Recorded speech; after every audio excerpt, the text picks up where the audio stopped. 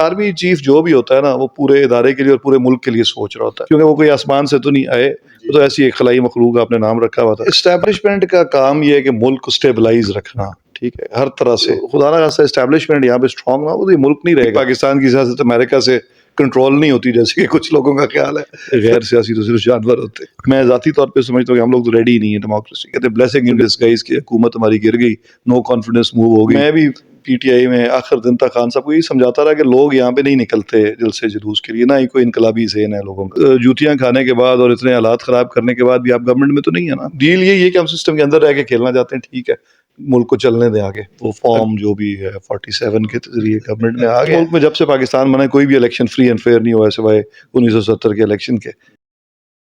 بسم اللہ الرحمن الرحیم، السلام علیکم۔ آپ دیکھ رہے ہیں پریس فورم ڈیجیٹل چینل، اور آج ہم موجود ہیں راجہ یاسر ہمایوں سرفراز کے ساتھ، جو کہ ایکس منسٹر رہے ہیں ہائر ایجوکیشن کے اور اس سے پہلے ٹورزم۔ چونکہ پریس فورم کا ایک تعلق رہا ہے راجہ یاسر ہمایوں سرفراز کے ساتھ، تو ہمیں انتظار تھا کہ یہ پاکستان واپس آئیں، جو کہ امریکہ کے وزٹ پہ تھے، تو ان سے ہم یہ پریس فورم کا جو ایک انٹرویو بنتا ہے وہ ان سے ہم گپ شپ کریں۔ تو لکیلی آج یہ چکوال میں موجود ہیں۔ تو جیسا کہ آپ سب جانتے ہیں کہ پالیٹکس تو یہ بالکل چھوڑ چکے ہیں، لیکن کبھی کبھی ہماری کوشش ہوتی ہے کہ ہم ان سے ایک آدھ نشست ضرور رکھیں، کیونکہ ان کا اپنا ایک فالوئنگ جو ہے وہ چکوال میں موجود ہے، بلکہ دیگر اضلاع میں بھی، پورے پنجاب کی میں اگر بات کروں تو یہ بے جانا ہوگا۔ تو ان دوستوں کے لیے جو کہ راجہ یاسر ہمایوں سرفراز کے ساتھ محبت رکھتے ہیں، ان کے لیے یہ انٹرویو جو ہے کیا جا رہا ہے، تاکہ وہ ان کو اس گراؤنڈ میں، اس سین میں ان دیکھتے رہیں۔ تو یاسر بھائی، آپ امریکہ گئے ہوئے تھے اور آپ کی واپسی ہوئی، ذرا وہ بتائیے گا، کسی خاص مشن پہ تو نہیں گئے ہوئے تھے؟ کہیں پھر سے سیاست میں آنے کا ارادہ تو نہیں ہے، اور وہاں کوئی خان صاحب کے حوالے سے تو نہیں ہے یہ ٹور تھا؟ جی نہیں، میں تو پرسنل ٹور پہ گیا ہوا تھا۔ ویسے بھی پاکستان کی سیاست امریکہ سے کنٹرول نہیں ہوتی جیسے کہ کچھ لوگوں کا خیال ہے، تو ایسی کوئی بات نہیں ہے۔ میں نجی ٹور تھا، اور پھر کچھ بزنس کے معاملات تھے، اور یونیورسٹیز وزٹ کی کافی ساری، بس اس سلسلے میں گیا ہوا تھا۔ تو ابھی آپ کی واپسی ہوئی ہے، یقیناً آپ کو بھی اچھا لگتا ہوگا اپنے حلقے میں، کنسٹیٹوئنسی ایکس کہہ لیں، لیکن ہے تو بہرحال ہے۔ تو اب آپ کی کیا مصروفیات ہیں؟ کیا کرنے جا رہے ہیں؟ کیا بزنس کی طرف ہی دھیان رہے گا، یا کچھ ادر ایکٹیویٹیز بھی آپ سوچ بچار کو کر رہے ہیں؟ جی آبویسلی کافی مجھے عادت ہے ہمیشہ سے کچھ نہ کچھ میں اپنے آپ کو بزی رکھتا ہوں۔ تو جب سے یہ پالیٹکس سے آزادی حاصل کی ہے، تب سے کافی سارے پروجیکٹس پہ میں کام کر رہا ہوں، جس پہ بیسیکلی یہ ہے کہ پاکستان کا جو ہیومن ریسورس ہے اس کو مارکیٹیبل کیا جائے، تاکہ وہ ڈالرز میں ارننگ کر سکے۔ تو اس سلسلے میں ہی کام کر رہا تھا، اچھا جا رہا ہے۔ ابھی امریکہ میں اپنے کانٹیکٹس یوز کیے ہیں تاکہ لوگ جو ہیں ان کو ہم امپلائمنٹ دے سکیں، جس میں وہ آج کل کافی زیادہ، ویسے پاکستان میں ویسے بھی ٹرینڈ ہے کہ یہاں پہ بیٹھ کے آپ ڈالرز میں ارن کر سکیں، اس سے آپ کی فارن ایکسچینج میں بھی ملک کا اضافہ ہوتا ہے، اور لوگوں کے لیے بھی اگر ایون $500 بھی وہ کمائیں تو وہ بھی اچھے خاصے پیسے بن جاتے ہیں اگر لوکل کرنسی میں آپ دیکھیں۔ اور اسپیشلی جو خواتین ہیں وہ اگر گھر بیٹھے ہوئے کام کر رہی ہوں تو ایک تو وہ محفوظ ہیں گھر میں، اور پردہ دار خواتین بھی ہیں، اور اگر پڑھی لکھی ہیں تو وہ کافی کچھ کر سکتی ہیں اپنی فیملی کی اپ لفٹ کے لیے، اور اس کے ساتھ ساتھ انیڈورٹنٹلی ملک کی بھی اس میں بہتری ہو جائے گی، اور ہو رہی ہے۔ اچھا، سیاست سے آزادی کا آپ جو یہ بات کر رہے ہیں، اس کا یہ مطلب تو نہیں ہے کہ آپ سیاست پہ بولنا ہی آپ نے چھوڑ دیا ہے؟ یہ آبویسلی آپ اگر ملک میں رہتے ہیں، جدھر بھی رہتے ہیں، تو سیاست کرنا اور آپ انوالومنٹ ہونا ویسے ایز اے ووٹر سپورٹر، یا آپ کا وہ تو ہر ایک ہوتا ہے میرا خیال ہے، کوئی بھی غیر سیاسی تو صرف جانور ہوتے ہیں۔ مطلب وہ خان صاحب والا یاد آ گیا کہ جو چلے ان کو ہم ان کی بات سائڈ پہ رکھتے ہیں۔ میرا آپ سے پوچھنا یہ جو ہے، میں پوچھنا چاہتا ہوں کہ پالیٹکس تو آپ نے سائڈ پہ کر دی، لیکن ان پہ بات تو ہو سکتی ہے جو اس وقت ملک کی موجودہ سیاسی صورتحال ہے، معاشی صورتحال ہے آپ کا، ماشاءاللہ معاشیات میں بھی بڑی گرپ ہے. آپ کیا دیکھ رہے ہیں کہ یہ اس وقت کی جو موجودہ سچویشن ہے، پہلے ہم پولیٹیکلی بات کر لیتے ہیں، آپ اس کا کیا سینیریو دیکھ رہے ہیں؟ کوئی ڈیل شیل کی باتیں سن رہے ہیں، ظاہر ہے لوگ کر رہے ہیں، کچھ ابھی ضمانتیں بھی ہوئی ہیں، اور خان صاحب کو بھی سنا ہے کہ کوئی ریلیکسیشن ملنے جا رہی ہے. پھر آپ وہاں سے آئے ہیں جہاں سے ہماری سیاست کنٹرول ہوتی ہے. دیکھیں بیسیکلی پہلے بات تو معیشت پہ کر لیتے ہیں. ایک تو آپ کے ویورز کی بھی انڈرسٹینڈنگ کے لیے ضروری ہے کہ معیشت اور پالیٹکس دو الگ چیزیں ہیں، اور انفارچونیٹلی ہم لوگ سبھی، نہ صرف پاکستان کے لوگ بلکہ تمام دنیا میں لوگ اپنے ووٹ جو ہیں لیکن وہ معیشت کی بنیاد پہ دیتے ہیں. حالانکہ عام طور پہ اس گورنمنٹ کا کوئی قصور نہیں ہوتا جس کے دور میں جو کچھ ہو رہا ہوتا ہے. فار ایگزامپل اگر ٹرمپ کا دور ہے، اس میں اکانومی نیچے جا رہی ہے، تو ہو سکتا ہے وہ گزشتہ گورنمنٹس کی جو پالیسیز ہیں ان کے نتائج میں ایسا ہوا ہو، لیکن لوگ اس کو ووٹ نہیں دیں گے جو اس وقت بیٹھا ہوئے گا.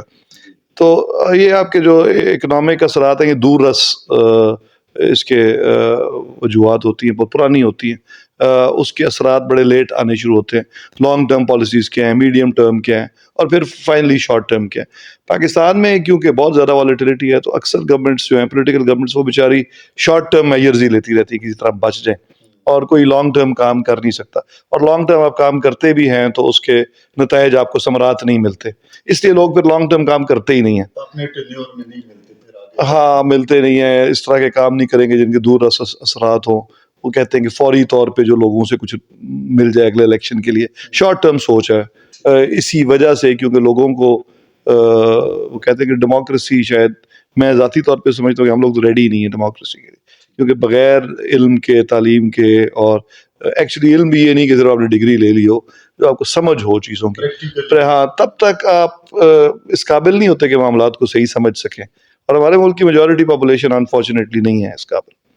اور اب جا اکنامک بات کریں اکانومی کی، تو فار ایگزامپل ہم اپنے گورنمنٹ کی دور میں، تب میں ٹی وی پہ یہ بات کرتا تھا کہ یہ جو کچھ ہو رہا ہے یہ ہماری وجہ سے نہیں ہو رہا، یہ گزشتہ کئی سالوں کی کوتاہی ہیں، اس کے نتیجے میں جو کچھ ہو رہا ہے. آخری اپرچونٹی آپ کے پاس ملک کو ٹھیک کرنے کی جب آئی تھی وہ مشرف دور میں تھی، اور اس میں بھی بجائے ہم نے ملک کو اسٹیبل فاؤنڈیشنز پہ رکھتے، ہم نے ایسے میجرز لیے کہ لوگ کسی طرح راضی ہو جائیں. وہ ڈسٹرکٹ ناظم بنوا کے جو ترقیاتی کام کرا دیے، اور کنزیومرزم بڑھا دیا. لوگوں نے موبائل فونز خرید لیے، کاریں خرید لیں قسطوں پہ، موٹر بائکس خرید لیے، کنزیومر الیکٹرانکس خرید لیے. تو یہ ہم نے کیونکہ شوکت عزیز صاحب خود بینکر تھے تو ملک کو بھی بینک کی طرح ہی چلا رہے تھے، تو انہوں نے اکنامک گروتھ تو بڑی اچھی شو کی، لیکن وہ ایکچولی کوئی جینوائن یا سالڈ اکنامک گروتھ نہیں تھی. وہ صرف کاغذوں میں تھی، نہیں، کاغذوں میں نہیں تھی، وہ انڈسٹری پہ بیس نہیں تھی بلکہ کنزیومرزم پہ بیس تھی. کیونکہ اکنامکس کی اگر آپ کو سمجھ ہو تو آپ شارٹ ٹرم میں اکنامک گروتھ حاصل کر سکتے ہیں اگر لوگ پیسے لگانا شروع کر دیں. پیسے کیونکہ باہر سے آ رہے تھے اور انہوں نے لگائے. ایک تو مطلب آپ سڑک بھی بنا رہے ہیں تو بیسیکلی اکنامک ایکٹیویٹی ہو رہی ہے نا، لیکن اس سے ہو سکتا ہے آپ کو لانگ ٹرم کوئی منڈی کا فائدہ ہو، منڈی تک رسائی ہو، آل رائٹ. لیکن جب تک آپ انڈسٹری نہیں لگاتے تب تک آپ کی سالڈ اکنامک گروتھ نہیں ہو سکتی. آپ کے لیے انرجی سستی ہونی ضروری ہے، اور انڈسٹری روزگار ملے. اور انڈسٹری کب لگے گی؟ انرجی سستی ہوگی تو، کیونکہ لوگ تو بہت ہیں یہاں پہ لیکن انرجی بہت مہنگی ہے. اور وہ بھی ہم نے سارے شارٹ ٹرم ڈیسیجنز لیے تھا. آئی پی پیز جو بنائیں، چاہے وہ بے نظیر کے دور میں تھیں یا نواز شریف کے دور میں تھی، انہوں نے بھی یہ لوگوں کے پریشر میں، لوگ تب یہی کہتے تھے کہ جی وہ لوڈ شیڈنگ ختم کریں، تو لوڈ شیڈنگ ختم کرنے کے چکر میں لگائی گئے، اس کے اثرات ابھی تک آ رہے ہیں. تو یہ پرابلمز ہیں، اس سے ہم نے نکلنا ہے تو it will take some time, some planning. ہماری گورنمنٹ نے، جو پی ٹی آئی کی گورنمنٹ تھی اس وقت، اس میں جو یہ بڑے بڑے پروجیکٹ شروع ہوئے ڈیمز کے، میرا خیال اچھا اقدام تھا، لیکن ظاہر ہے اس کا ہمیں فوری فائدہ نہیں ہونا تھا. اس وقت یہ ہوا کہ ہماری اکانومی بالکل نیچے گر رہی تھی اور ہم سے بھی سنبھالی نہیں جا رہی تھی شارٹ ٹرم میں، رائٹ. اور یہ تو آئی پی پیز، بجلی مہنگی ہوئی جا رہی تھی، اور وہ ایک میرا خیال ہے جیسے کہتے ہیں بلیسنگ ان ڈسگائز کی حکومت ہماری گر گئی، نو کانفیڈنس موو ہو گئی، اور وہ جو کچھ ہمارے گلے میں پڑنی تھی برائی، وہ انہوں نے اپنے گلے میں ڈال لی، شہباز شریف وغیرہ نے. تو وہ جو 1.5 سال اکانومی نیچے جا رہی تھی، اس کی وجوہات کوئی شارٹ ٹرم نہیں تھی، نہ وہ پی ٹی آئی کا کوئی قصور تھا، نہ وہ ایکچولی گزشتہ 15-20 سالوں کی کوتاہیوں کا سارے ثمرات جو ہیں اس کے نتیجے میں وہ نیچے جا رہی تھی. اب اس کو واپس کرنا، اسٹیبلائز کرنا ایک مشکل کام تھا، اور لیکن وہ میں تو کریڈٹ دوں گا، وہ کہتے ہیں چاہے میں ووٹر نہیں ہوں ان کا، نون لیگ کی گورنمنٹ کا، لیکن یہ جو پریزنٹ گورنمنٹ ہے، چاہے اسٹیبلشمنٹ کی سپورٹ ہے، انہوں نے اس کو روک لیا ہے. آپ کا ڈالر جو نیچے گر رہا تھا وہ اسٹیبل ہے 1 سال سے. آپ کے جو میکرو اکنامک انڈیکیٹرز ہیں وہ پازیٹیو ہو گئے ہیں. ابھی حالانکہ اس کے ثمرات عوام تک نہیں پہنچے، لیکن کچھ عرصے میں پہنچنے شروع ہو جائیں گے. جو مجھے اکنامکس کی سمجھ ہے، یہ ودن 6 مہینے سال کے اندر لوگوں کو تھوڑی آسانی فیل ہونی شروع ہو جائے گی. اچھا، آپ کا کہنا یہ ہے کہ جس طرح آپ لوگ اس ٹائم کہتے تھے کہ یہ سابقہ حکومتوں کا کرا دھرا ہے، جو مہنگائی ہے، جو مسائل ہیں، جو توانائی بحران تھا، اور بھی بڑے ایشوز تھے، پھر اب جو یہ گورنمنٹ آئی ہے، انہوں نے پی ٹی آئی والوں کو کہ انہوں نے 3.5 سالوں میں ملک کا بیڑا غرق کیا، یہ کیا وہ کیا، لیکن ابھی جو آپ کہہ رہے ہیں کچھ ایسے انڈیکیشنز ہیں کہ معاملات بہتری کی طرف جا رہے ہیں؟ جی ڈیفینیٹلی ایسے اس میں جو مختلف ایک انہوں نے کنٹرول کیا کہ ڈالر جو بے تحاشا جا رہا تھا افغانستان، پھر انہوں نے کوئی پیٹرول کے مسائل کسی طریقے سے حل کر لیے، ٹھیک ہے، جو کہ میں یہاں پہ آپ سے ڈسکس نہیں کر سکتا، لیکن سب کو پتہ ہے کہ سستا پیٹرول آ رہا ہے، اس سے آپ کی کافی بچت ہو رہی ہے فارن ایکسچینج کی، اور وہ مارکیٹ میں ہر جگہ جو ہے وہ پھیلا ہوا ہے، لیکن وہ بلینز آف ڈالرز کا ملک کو فائدہ ہو رہا ہے اوور آل. اور باقی آئی ایم ایف کی جو شرائط تھی جو بڑی کڑی تھی، کوئی بھی پولیٹیکل گورنمنٹ نا وہ نہیں کرنا چاہتی. ہم تو بڑا آسان ہوتا ہے نا کہ کسی بھی گورنمنٹ کو بلیم کرنا شروع کر دیں، گورنمنٹ نے مہنگائی کر دی. لیکن گورنمنٹ کیوں مہنگائی کرے گی؟ کیونکہ گورنمنٹ کو پتہ ہے لوگوں نے ووٹ دیے ہیں، اگر مہنگائی ہوگی تو لوگ ہمیں گالیاں دیں گے. یاسر بھائی، اس میں دیکھیں نا، یہ تو ان کو فکر ہوتی ہے جو عوام کے ووٹوں سے منتخب ہوتے ہیں. ٹو بی ویری آنیسٹ، آپ اس پہ تو کریں گے نا کہ یہ ان کو تو کوئی فکر نہیں ہونی چاہیے کون سے انہوں نے عوام سے ووٹ لے کے تو اب یہ سارا مینیج کر رہے ہیں، ان کو تو کوئی فکر نہیں ہونی چاہیے. ہو سکتا ہے اس دفعہ ووٹ نہیں لیے عوام سے، لیکن آئندہ بھی لینے تو پڑیں گے نا. بالکل آپ زیرو ووٹ کے ساتھ تو نہیں رہ سکتے. تو اگر انہوں نے اس دفعہ وہ فارم جو بھی ہے 47 کے ذریعے گورنمنٹ میں آ گئے ہیں، تو اگلی دفعہ کے لیے تو ان کو سوچنا ہی پڑے گا نا. ہر دفعہ تو ایسے نہیں ہو سکتا، ٹھیک ہے. ایک آدھ دفعہ ہو سکتا ہے کہ اتنی بڑے پیمانے پہ معاملات چل جائیں، لیکن ہر دفعہ نہیں چلتے، رائٹ. اور تھوڑی بہت تو اس ملک میں جب سے پاکستان بنا کوئی بھی الیکشن فری اینڈ فیئر نہیں ہوا ہے سوائے 1970 کے الیکشن کے، اور اس کے نتیجے بھی ملک ٹوٹ گیا. تو تھوڑی بہت انجینئرنگ تو ہمیشہ ہی ہوتی ہے. تو 18 میں بھی ہوئی تھی، پہلے 13 میں بھی ہوئی تھی، ہر الیکشن میں ہوتی ہے. تو وہ تو ہوتی ہے، اتنے بڑے پیمانے پہ پہلی دفعہ ہوئی ہے، لیکن یہ ایک ون ٹائم افیئر آپ کہہ سکتے ہیں. تو انہوں نے ظاہر ہے اب تو اگلے الیکشن کا سوچنا ہے کہ کیسے موقع مل گیا، پھنس گئے، چار مجبوراً آ گئے یا جیسے بھی آئے، یہ اب گورنمنٹ میں ہے. اگلے الیکشن کا سوچنا ہے، پولیٹیکل لوگ ہیں. تو میرا خیال ہے وہ مہنگائی جان بوجھ کے تو نہیں انہوں نے کی. ان کو آئی ایم ایف کی شرائط ماننی تھی. اگر آپ آئی ایم ایف کے پروگرام میں نہ جاتے تو پھر ڈیفالٹ ہو جاتا تو پھر واقعی حالات اس طرح ہو جاتے جیسے سری لنکا میں ہوئے کچھ عرصہ. آپ کو کوئی چیز کھانے کی نہیں ملنی تھی، لوگ لاکھوں روپے بوریوں میں ڈال کے پھر رہے ہوتے اور کچھ نہ ملتا. تو آپ کی سب چیزیں یہ اسٹیبلائز ہوئی ہیں اس نتیجے میں کہ آپ کو کچھ مہنگائی دیکھنی پڑ رہی ہے، ٹھیک ہے، اور لوگوں کو تھوڑا ٹف ٹائم ہے، لیکن یہ انشاءاللہ ٹھیک ہو جائے گا. اچھا، اس میں یہ جو ابھی حالات سٹیبل ہوئے ہیں، اور اس میں کوئی شک نہیں ہے کہ کچھ جو اشیاء خورد و نوش ہیں وہ بھی سٹیبل، بلکہ وہ ان کے ریٹس انکریز ہوئے ہیں اور سٹینڈ کر رہے ہیں، ڈیکریز ہوئے ہیں. تو اس میں جو ہے وہ کچھ چیزیں سٹیبل بھی ہیں.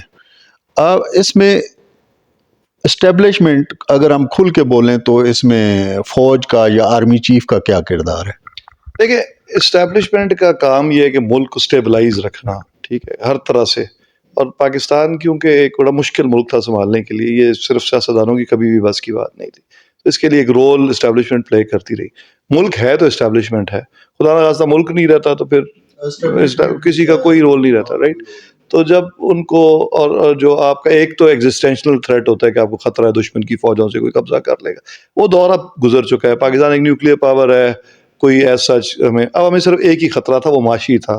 اکنامکلی ہم اتنے ویک ہو جائیں کہ ہمیں ہر چیز سرنڈر کرنی پڑ جائے، تو اس سے بچانا بھی اسٹیبلشمنٹ کا ہی، یا اسٹیبلشمنٹ نے سمجھا کہ اس کو یہ کرنا پڑے گا. تو انہوں نے انٹروین کیا ہے، اور اگر آپ کہیں کہ اپنے انٹرسٹ میں کیا تو پھر بھی ان کا بھی انٹرسٹ وہی ہے جو پورے ملک کا انٹرسٹ ہے فرینکلی، کیونکہ وہ کوئی آسمان سے تو نہیں آئے، وہ تو ایسی ایک خلائی مخلوق آپ نے نام رکھا ہوا تھا. پاکستانی ہے نا آپ کی اور ہمارے بیچ میں سے ہی ہیں، یہ ہمارے تو سب سے زیادہ تو ہمارے علاقے کے ہی ہیں، تو ہم لوگ ہی ہیں، وہ دیر ناٹ کوئی باہر کی فوج تو نہیں ہے، ہماری اپنی فوج ہے. تو ظاہر ہے ان کو بھی انٹرسٹ ہے کہ پاکستان چلے گا تو ان کو بھی تنخواہیں ملیں گی. کئی سالوں سے تو فوج کی تنخواہیں، ڈیفینس بجٹ بھی نہیں بڑھا تھا، ٹھیک ہے، تو پھر آپ کیسے یہ مینٹین رکھیں گے سارا کچھ؟ اور خدا نہ خواستہ یہ نہ رہے جو لوگ یہاں پہ بڑا کنوینئنٹلی کہہ دیتے ہیں کہ جی ہم تو، خدا نہ خواستہ اسٹیبلشمنٹ یہاں پہ اسٹرانگ نہ ہو تو یہ ملک نہیں رہے گا.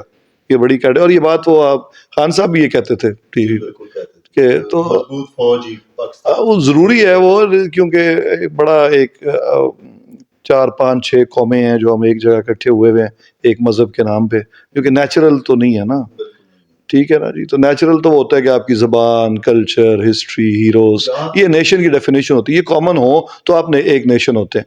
ہمارے یہ کامن نہیں تھے، ہم نے تو کریٹ کیے ہیں نا، تو نیشن کریٹ ہوئی ہے، اس کو پھر اکٹھا رکھنے کے لیے بھی یہ سارے مینس کی ضرورت ہوتی ہے. اچھا، یہ جو ابھی تازہ ترین حالات ہیں، جو اس وقت خان صاحب بھی ابھی جیل میں ہیں، ان کی پارٹی بڑی مشکل سے سروائیو کر رہی ہے. جلسے جلوسوں کی اگر ہم بات کریں تو اب لوگ کافی تھک چکے ہیں. تو ایک طرف بشرا بی بی کی ضمانت ہوئی، ان کی بہنوں کی ضمانت ہو گئی ہے. آپ کیا دیکھ رہے ہیں اگلے دنوں میں کیا ہونے جا رہا ہے؟ دیکھیں، ایک تو بات یہ ہے کہ جب میں بھی پی ٹی آئی میں آخر دن تک خان صاحب کو یہ سمجھاتا رہا کہ لوگ یہاں پہ نہیں نکلتے جلسے جلوس کے لیے، نہ ہی کوئی انقلابی ذہن ہے لوگوں کا، اور اب ثابت بھی ہو چکا ہے 1.5 سال سے. اگر کوئی ان کو شک بھی تھا تو دور ہو جانا چاہیے. تو میری رائے میں جتنی جلدی وہ اس چیز کو سمجھ لیں کہ اکیلے تو انقلاب نہیں آتا، ٹھیک ہے. اور اس وقت بھی میں نے کبھی کئی پی ٹی آئی میں عام رواج تھا کہ وزراء وغیرہ اور خان صاحب کو لمبڑ کے مارتے تھے، ایسے ہو جائے گا آپ کے اشارے پہ ہی ہو جائے گا. تو میں ان کو ایون 8 مئی کو بھی کلیئرلی بتایا تھا کہ سر لوگوں نے کوئی نہیں نکلنا، ٹھیک ہے. اور چکوال میں جہاں پہ 6,000 لوگوں نے رجسٹر کیا ہوا تھا تو 300 لوگ آئے تھے، اور یہی لوگ باقی شہروں میں بھی یہی حالات تھے. تو لوگ یہاں پہ کوئی اس چکر میں نہیں ہے. ہم جو پالیٹیشینز ہیں وہ بھی سیاست کے لیے پی ٹی آئی میں آئے تھے. سیاست کا مطلب یہ ہے کہ آپ اپنی لوگوں کو اپنا منشور بتائیں، ان سے ووٹ لیں، جیتیں، اس منشور پہ عمل کریں.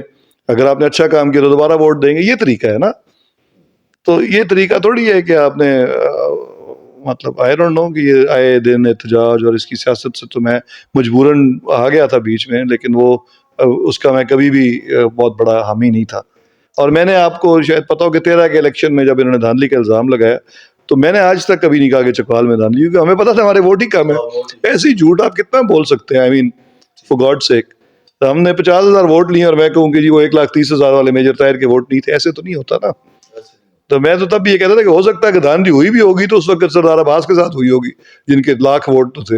ہم کیسے کہہ سکتے ہیں 50,000 ووٹوں کے ساتھ کہ ہمارے ساتھ دھاندلی ہوئی؟ تو آئی مین یو ہیو ٹو مطلب، اور میرا خیال ہے لوگوں کو بھی، میجورٹی کو ایسا ایسا سمجھ آ جانی چاہیے ان باتوں کی.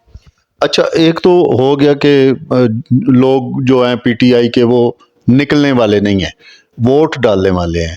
تو کیا ابھی یہ جو کرنٹ ٹائم ہے اس میں پی ٹی آئی کا ووٹ جو ہے وہ بھی نیچے سے سرک گیا ہے، کم ہو گیا ہے؟ نہیں، میرا نہیں خیال. دیکھیں لوگ الائنڈ تھے، یہ میں نے اس وقت بھی خان صاحب کو کہتا تھا کہ سر لوگ ہمارے ساتھ ہیں ووٹ دینے کے لیے. اگر آپ ایک الیکشن ہمیں ہارنا پڑ جاتا ہے، چاہے قبولیت نہیں ہے جس طرح سہیل وڑائچ صاحب کہتے ہیں، تو ہار جاتے ہیں، بیٹھے رہتے ہیں، اگلی دفعہ جیت جائیں گے. مطلب واٹس اے بگ ڈیل؟ آپ کا ایک آپ اسٹیبلشڈ ہے کہ پی ٹی آئی یا نمبر 1 پارٹی ہے یا نمبر 2 ہے، ٹھیک ہے، ووٹوں کے لحاظ سے.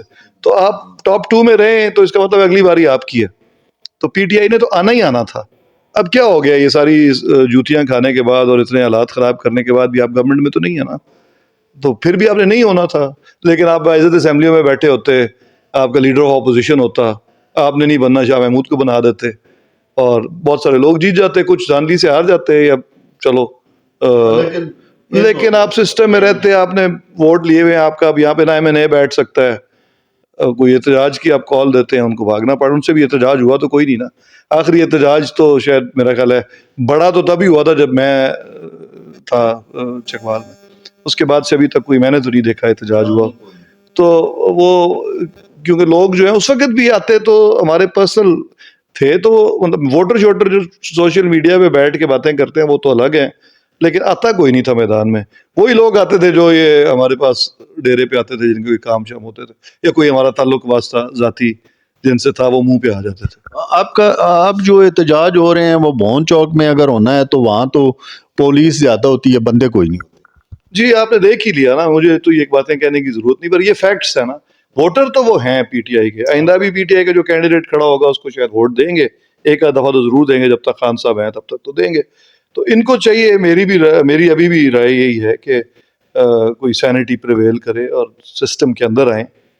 اور ڈیل کیا بھائی، ڈیل یہی ہے کہ ہم سسٹم کے اندر رہ کے کھیلنا چاہتے ہیں، ٹھیک ہے، ملک کو چلنے دیں آگے، اگلا الیکشن میں پھر باری آ جائے گی ان کی، کوئی مسئلہ نہیں. اچھا، مقبولیت تو چلو ہے، قبولیت کوئی نہیں ہے، لیکن یہ قبولیت کا جو عمل ہوتا ہے یہ کیا کسی ٹائم بھی سامنے آ سکتا ہے؟ چینج آپ کہہ رہے ہیں کہ ان کی قبولیت آج، ہاں دیکھیں ایشو یہ ہے کہ جو سیدھی سی بات ہے، اب تو ٹی وی پہ بڑے صحافی تو کھل کے بھی کر چکے ہیں کہ جو ایشو ہے وہ انٹرنیشنل زیادہ ہے. یہ لوکل کوئی، یہ لوگ سمجھتے نا کہ کوئی آرمی چیف کی لڑائی ہے یا یہ ایسی باتیں نہیں ہیں. آرمی چیف جو بھی ہوتا ہے نا، وہ پورے ادارے کے لیے اور پورے ملک کے لیے سوچ رہا ہوتا ہے، چاہے وہ باجوہ صاحب ہوں یا وہ منیر صاحب ہوں. یہ کوئی ذاتیات پہ تھوڑی یہ فیصلے کرتے ہیں کہ مجھے یہ بندہ پسند نہیں تمہیں. یہ باتیں بہت سطحی قسم کی ہیں، ایسی بات نہیں ہوتی. آپ نے فیصلے ملک کے انٹرسٹ میں لینے ہوتے ہیں. خان صاحب سے نوئنگلی اور ان نوئنگلی، اور میرا نہیں خیال ان کی نیت تھی، اور بہت سارے لوگوں کو افینڈ کر بیٹھے تھے انٹرنیشنلی بھی. ٹھیک ہے، اور انٹرنیشنلی دنیا میں رہنا تو بنا کے رکھنی پڑے گی نا. آپ ایسے نہیں، آپ انڈیپینڈنٹ تو کوئی بھی ملک نہیں ہے. دیکھیں ایون امریکہ جیسا جو ملک ہے نا، وہاں پہ کیونکہ اسرائیلی لابی کا بڑا اثر ہے تو وہ مجبور ہے، کچھ وہ اسرائیل سے مجبور ہے، کچھ وہ عربوں سے بھی مجبور ہے، ایون وہ چین سے بھی مجبور ہے جو مخالف ہے. تو ایون جو سپر پاور ہے سو کالڈ، اس کی بھی 4 مجبوریاں ہیں. تو ہم تو ظاہر ہے ایک ڈیولپنگ اکانومی ہے، بڑی ہماری اکنامک مجبوری ہے، اور تھوڑے سے حالات خراب ہوتے ہیں تو لوگ رونا شروع کر دیتے ہیں. تو یہ بات کہنا آسان ہے کہ ہم گھاس کھا لیں گے اور لڑیں گے، گھاس کھانا پڑے تو پتہ جاتا ہے. بہت مشکل ہے. گھاس کھانے کو تیار نہیں. ابھی آپ نے بات کی ہے کہ اس سے بڑھ کے مجبوریاں ہیں ملک سے، جو ملک کی اسٹیبلشمنٹ ہے یا مقتدر ادارے ہیں، یہ معاملات خان کے یہاں کے کم ہیں بلکہ باہر انٹرنیشنلی بہت زیادہ ہیں. تو ابھی آپ یو ایس سے ہو کے آئے ہیں، وہاں پہ الیکشن بھی ہو رہے ہیں، کمپین چل رہی ہے. ٹرمپ جو ہے اس پہ کچھ امیدیں جو ہیں وہ پی ٹی آئی والوں نے باندھ کے رکھی ہیں کہ جناب ٹرمپ آئے گا تو یہ چینج ہو جائے گا، یہ ہو جائے. ظاہر ہے پہلے بھی ایبسلیوٹلی ناٹ سے یہ کام چلا تھا، اور پھر ڈونلڈ لو کا بڑا نام آیا کہ سارا جناب امریکہ سے یہ رجیم چینج جو ہے یہ وہاں سے چلا تھا. تو آپ کیا سمجھ رہے ہیں کہ اگر پہلے تو یہ بتائیں کہ وہاں کے جو کمپین ہو رہی ہے اس میں جو اشاریے ہیں یا وہ جو سروے آ رہے ہیں وہ کیا کہتے ہیں، اور اگر ٹرمپ آ جاتے ہیں تو کیا پاکستان پہ امپیکٹ پڑے گا اس کا؟ پہلی بات تو نا بالکل میں غلط فہمی دور کر دوں لوگوں کی، کوئی ایسی بات نہیں ہے کہ امریکہ سے بیٹھ کے پاکستان کی رجیم چینج ہوتی ہے.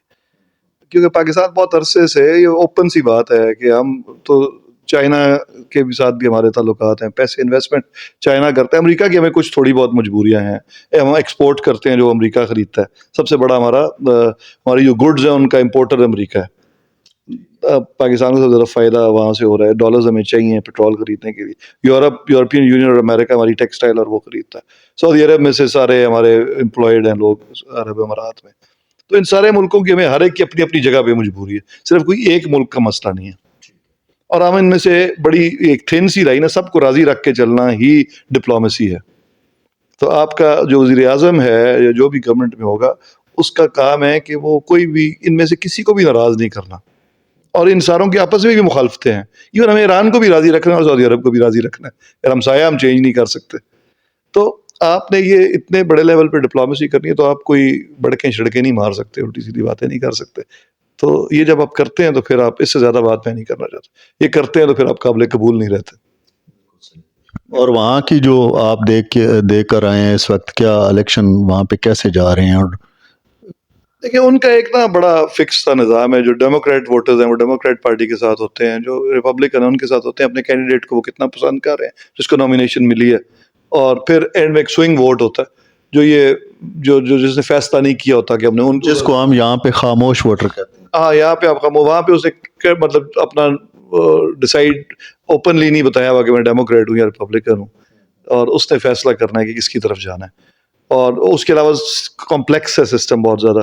وہاں کی جو اسٹیبلشمنٹ ہے اس نے جو اس کو فاؤنڈنگ فادرز کہتے ہیں جو بھی ان کو کہیں وہ ڈیپ اسٹیٹ کہہ سکتے ہیں. انہوں نے گرپ رکھی ہوئی ہے سسٹم پہ. اس کے ایک پریزیڈنٹ بھی ایک لمٹ ہے, اس کے اندر ہی وہ کھیلتا ہے چاہے وہ جیتنے کے بعد بھی. تو ایسی کوئی ڈراسٹک چینج ان کی پالیسی میں کبھی نہیں آئی. وہ تھوڑے بہت ایشوز ہوتے ہیں جن پہ سیاست ہو رہی ہوتی ہے, ٹھیک ہے. تو باقی وہاں پہ جو سرویز ہیں وہ بھی اتنے ایفیشینٹ اب نہیں رہے.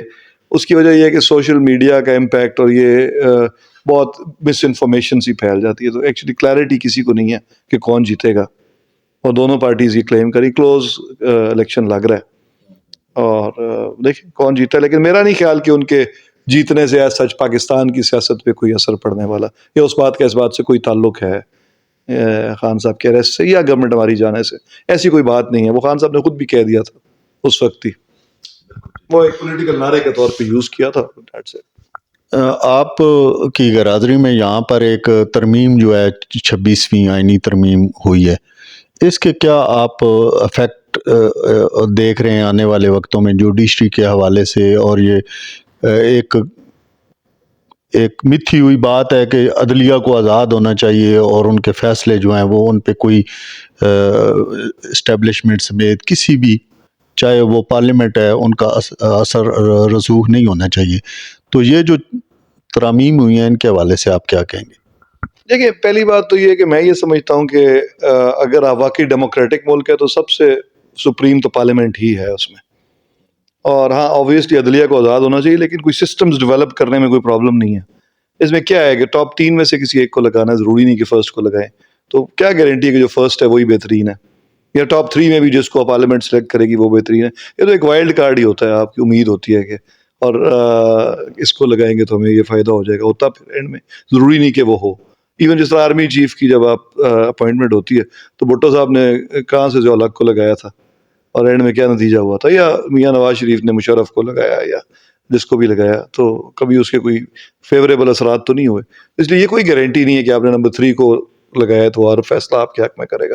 اوبیسلی اس کا اپنا کیریئر ہے. ونس وہ چیف جسٹس بن گئے ہیں تو پھر وہ میرا خیال ہے اپنے ضمیر کے اور علم کے اور اپنے دماغ کے مطابق کام کریں گے, اور وہ انڈیپینڈنٹ ہی ہیں. کوئی ایسا سچ کوئی ایشو نہیں ہے. میں نہیں سمجھتا کہ اس ترمیم سے کوئی خاص فرق پڑے گا عدلیہ کی آزادی پہ. جی ٹھیک ہے, سمجھ تو یہی آ رہی ہے کہ یہ بڑوں کی لڑائی ہے اور ان کے معاملات اوپر ہیں. یہاں جو قانون سازی ہوتی ہے اس میں عوام کے لیے کچھ نہیں ہوتا, چاہے عدلیہ آزاد ہو چاہے عدلیہ پہ کوئی پریشر ہو. بہرحال عام بندے کو تو اس میں کوئی ریلیف والی بات تو نظر آتی کوئی نہیں. obviously سپریم کورٹ کا سی جے کس نے بننا ہے, کس طریقے سے بننا, سے عام عوام کو کیا فرق پڑتا ہے. عام عوام کو تو پتہ ہے کہ سول کورٹ میں یا جو بھی کیس ہے وہ کئی سال لگ جاتے ہیں, اور کتنا مہنگا ہے, اور سارے جو پرابلمس ہیں وہ تو سیدھے اس سے نہیں ہونے. ہاں اصل تو بات یہ ہے کہ عام آدمی کو انصاف ملتا ہے ملک میں کہ نہیں, کیونکہ میرا خیال ہے کہ اس وقت تو نہیں مل سکتا. بہت بہت شکریہ یاسر سرفراز صاحب کا کہ انہوں نے ہمیں ٹائم دیا, اور کچھ یادیں جو ہیں وہ ہماری تازہ ہو گئی ہیں, اور جو موجودہ ملکی حالات واقعات ہیں ان پہ بھی ایک ہماری ڈسکشن ہوئی ہے. بہت شکریہ.